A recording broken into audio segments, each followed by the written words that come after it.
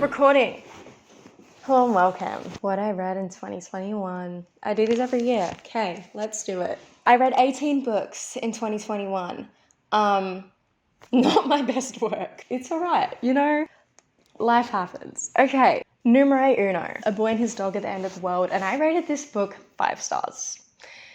It was my favorite book of 2021 and it was the first book I read in 2021. Shit really just zoinked after that. Disappointed? Yeah, but this book slapped. It's like dystopian. Everyone's kind of died. Some disease happened, I think. Some traveler comes and is all like really nice to them, but then drugs their family and takes their dogs. We don't like that. So this kid's like, absolutely not. Zoom, zoom. Goes to get the dog. The writing style, I ate that shit up. The dog and human relationship, I didn't think I'd be there for that, but I so was. And the ending, you think you know. Oh, the plot twist.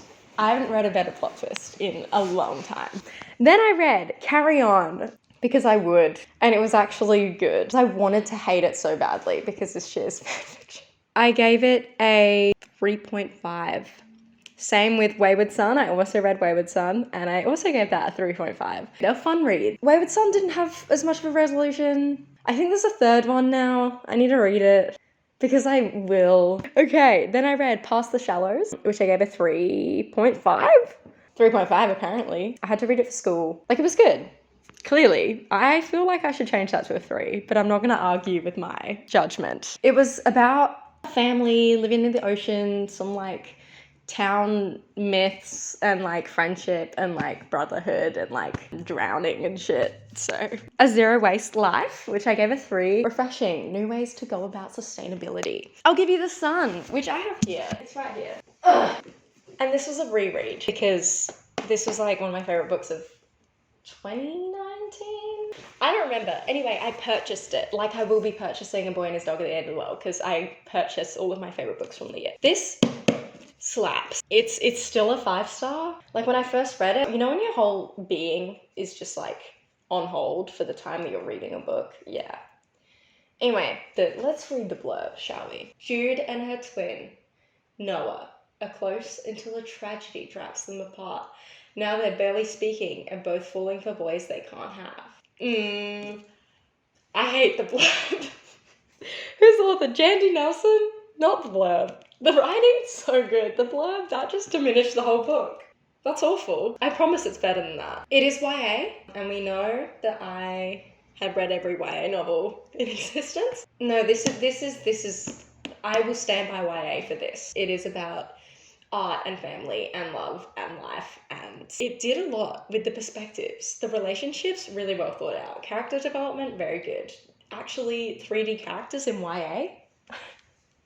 Never seen that before. No, I love it so much. And I think I'm going to read it again, maybe this year, next year, and how I annotate it. What is next on our sexy list? So after I'll Give You the Sun, I read Live Green, and I gave it 3.5. Another good sustainability moment. We had to read Death of a Salesman for school. And when I tell you, I have a beautiful hatred for this novel. It's a play. It sucks. It's one of those things that if I didn't have to read it for school, I wouldn't even know what it's about. I'd have read it and been like, no idea what I just read. I gave it 2 stars. I kind of want to change it to 1, but I feel like I have to respect the literature. It was about like family and delusion and like the American dream and the idea of success and whatever. Sure, I get it, but oh, the sexism that had no use to the plot. Small Ways to Shape Our World. I think I own that. Yeah, I do.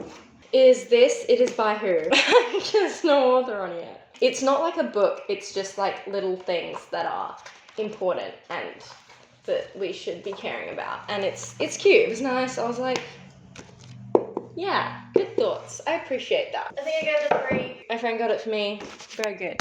Next, Bridge of Clay by Marcus Zusak. Oh, I gave this 5 stars. It's a brick. Like, it's a brick. And it took me a very long time to read. I was reading for at least 2 or 3 months. Like, while I was reading, I was like, yeah, this is good. Good writing. And then I got to the end and I was distraught. It's really good. Next, Her Royal Highness. I gave it 3.5. It's like a lesbian version of Red, White and Royal Blue, but not as good and doesn't say as much about society. It was a fun read. We love some royalty and some geology. Yeah. Then I read Loveless by Alice Oseman because I was like, I really appreciate Radio Silence and Heartstopper, and I want to read the Alice Osemans. I gave it 3. I didn't enjoy my time reading it. Like, I finished it, but I wish I discovered her books when I was like 11, 10, maybe 9. You know what I mean? It's brutally YA. Then I read Here the Whole Time. What is this about? Here the whole time. I have no recollection of this book. Oh, I own that. I purchased it. Right. I went to Dimmicks and the cover was pretty and I bought it. Regrets. I gave it a 3. But the cover is really pretty. Hold. Like, that's a really sexy cover. That's really good. It's about this kid. He like has a massive crush on his neighbor, and then his neighbor like likes him back and has to stay with him for like, I don't even know. 3 stars. Also, what is up with whenever, like, I have qualms with book covers. And I know authors don't have entirely, like, that much to do with book cover making, but there are 2 thin people on this cover. And the whole plot was trying to not do that. Anyway, I have problems. Same with fucking Get a Life, Chloe Brown. Brief intermission. Alright, next. This One Wild and Precious Life by Sarah Wilson. I'm in love with her. Oh, dude. This book found me at the right time. I was getting all depressed about the climate crisis, as we do. And I found this book when I was going to pick up books from the library. I hadn't, like, reserved it or anything.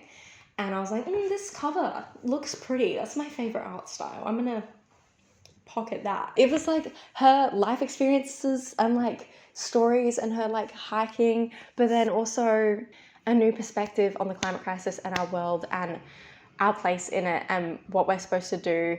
And I feel like that's one thing we're all connected by, is feeling trash about it. She explained climate despair so perfectly and it gave me so much serotonin. I gave it 5 stars. I don't know if you can tell. And I think everyone in our generation should read it. Like, if that's one book I could make everyone read, I would do it in a heartbeat. Then I read Hot Milk, which is about some girl who, little midlife crisis moment, her mum's like sick, but not really, she's just paranoid.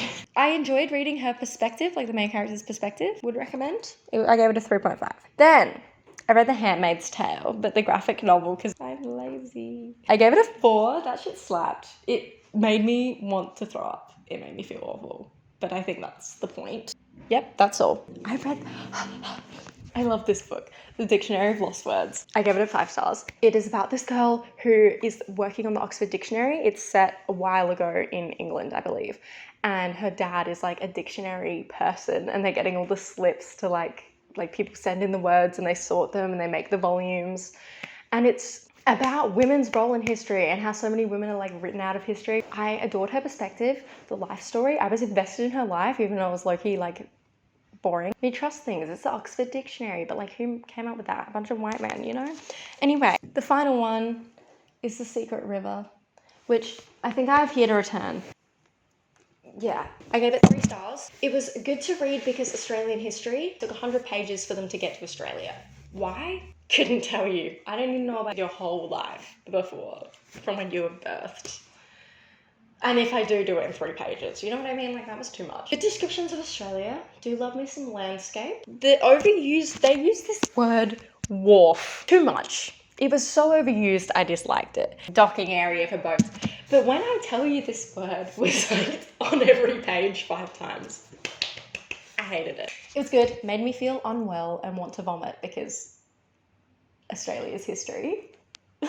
So bad. And I wanted to punch this dick so many times. Like, you don't own shit, mate. The ending was good. Contentment. But also, oh, I wanted to vomit. Necessary read. I'm glad I read it. But I want to read more things from not a white man's perspective, you know? And that is all. That is everything I read. Can't wait to read more things that are better. Because I only had how many 5-star books? 4. Well, that's pretty good. I'm currently reading The Great Gatsby for school, and I'm highlighting and annotating Red, White, and Royal Blue at the moment, which is what the camera is sitting on right now. So that's that. Okay. Finite.